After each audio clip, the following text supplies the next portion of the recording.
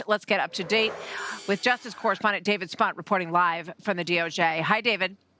Hi, Martha. Good afternoon. We've confirmed this with two federal sources within the last 45 minutes or so. And we're told that within the last few weeks, a plot that was concocted to assassinate former President Donald Trump, beginning with the Iranian regime, formed. This was from a single human source. The Department of Homeland Security took this information, gave it to its counterpart, the Secret Service. I guess technically DHS is over the Secret Service, so told the Secret Service about this plot that was originating in Iran. It's not clear how far along this plot was. Secret Service then, in turn, so-called beefed up former President Trump's security.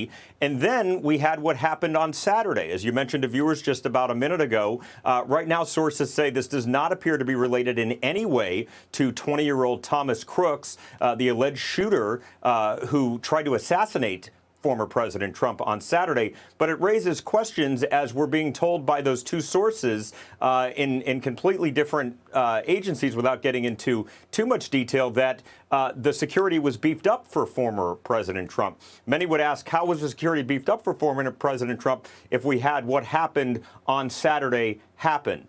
So it's a curious story. It's one we're continuing to follow. Not many other details at this point. But we do know that while he was president in early January of 2020, he ordered the killing of Iranian General Qasem Soleimani. And former President Trump has been a target on the Iran regime's list ever since then. But things increased enough in recent weeks to cause this concern. Martha?